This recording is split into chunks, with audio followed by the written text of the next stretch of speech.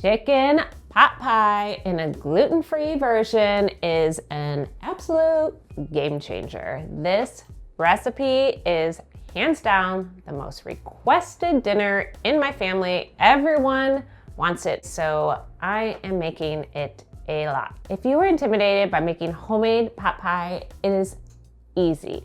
The filling comes together really quick, and the pie crust, I have a homemade version that is spot on, delish, but I have some other options for you too if you don't feel like doing all of that. So let's get started.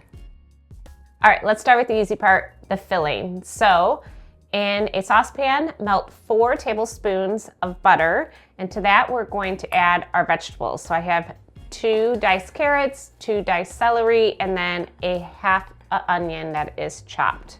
And then we're just gonna let that cook for about 7 to 8 minutes. You want the veggies to start to get tender. They don't have to be completely soft because it's also going to bake in the oven. Once your veggies are tender-ish, we're gonna add the flour to here. So this is a half a cup of gluten-free flour. Normally with my baking recipes, I really care about what kind of gluten-free flour you're using. For this, I don't care. Half a cup of gluten-free flour, a teaspoon of salt, and then 1/4 of a teaspoon of pepper. I like to use flour for thickening for things like this that are going to bake because it's a little bit more stabilized. It won't break because I'm cooking it now with liquids and then I'm going to bake it, so it'll stay nice and thick. It holds up to freezing and reheating really well, which chicken pot pie is a great freezer meal. So I do recommend using a flour versus a cornstarch. Once your veggies are coated in the flour, then we're gonna start adding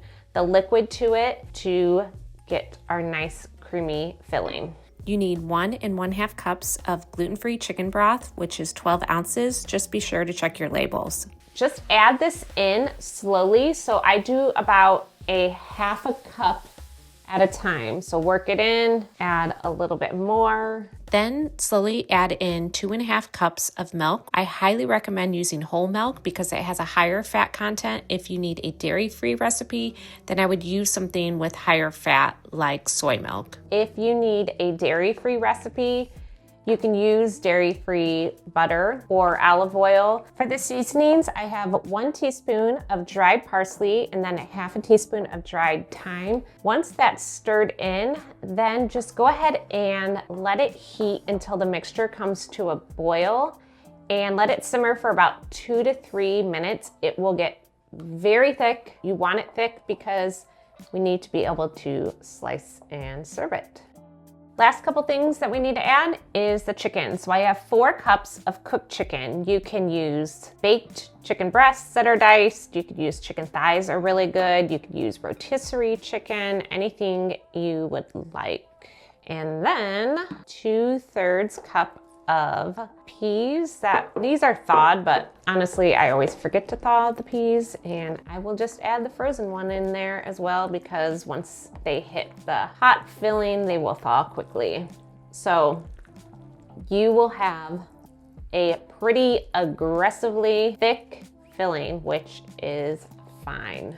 All right, now we're ready to put our filling in our pie plate. So we will talk about your crust options. If you wanted to do a double crust pot pie, so you would have your crust already in here first and then put your filling over that. But I just do the filling on the bottom and then I do the crust on top. Okay, let's talk pie crust options. So best homemade pie dough. I have a recipe for it. I have another video that walks you through it. It's so easy to do. And honestly, if you read through the comments of this recipe, people comment the most about how blown away they are about the crust part of it, which the full recipe is included with the filling. So I recommend a homemade pie dough, but if you are short on time or want a simpler option, you can use a store-bought crust as well. We're just laying it over the top. You can also do mashed potatoes, kind of like a shepherd's pie. I have a recipe on my website that I do a shortcut gluten-free shepherd's pie where I use hash browns, like I do a cheesy hash brown topping, which would be phenomenal with this recipe. And in my gluten-free cookbook, which is right here, I have a recipe for a biscuit topped pot pie. So you have lots of gluten-free options for how to top this. So I'm going to show you how I roll out my homemade pie dough to put on top. So this has been chilled for about an hour. I use a silicone pie bag because then you don't have to mess around with parchment paper or plastic wrap. Plop it in, zip it closed, and roll it out to the size you need.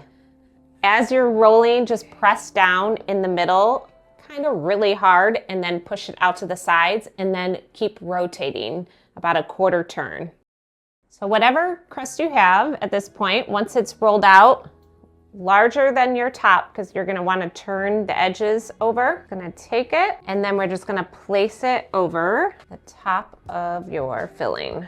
If you find if you're using this and you find this is sticking to it, before putting it on, you could also stick this whole thing in the fridge to just kind of re-chill the butter, and then it'll pull off really easy. I have a pair of kitchen scissors, and I'm just gonna trim around the edges just a little bit so everything's nice and even all the way around. You could kind of turn your crust under a little bit and make sure it's sticking to your pie plate so the filling doesn't seep out. Whisk together 1 egg with 1 tablespoon of water to brush on top. And the only thing this does is really just makes your pot pie super impressive looking. It'll have a nice shiny crust as it bakes. And then just take a sharp knife and just slice it. I do about 3 slices on the top. And this just gives somewhere for that hot air to escape so your pie crust doesn't like puff up while it's baking. This goes in a 375 oven for about 35 to 40 minutes. You will see the filling start to bubble up through the slits, and then you know you're good to go. Oh my gosh, the kitchen smells like heaven. This is the ultimate comfort food meal. It just tastes like my childhood. It's so good. It has such a creamy, thick filling that's perfectly seasoned. You are not going to be left wanting in here. If you don't want to do chicken pot pie, you could use this as great for leftover turkey as well. You could switch out the veggies, do whatever you prefer. And this also makes a great freezer meal. You can assemble everything, put it in your freezer, and when you're ready to bake, thaw it overnight in your fridge and then just pop it in the oven. Thank you for watching. I have the recipe links below, including the pastry crust, and I will see you in the next video.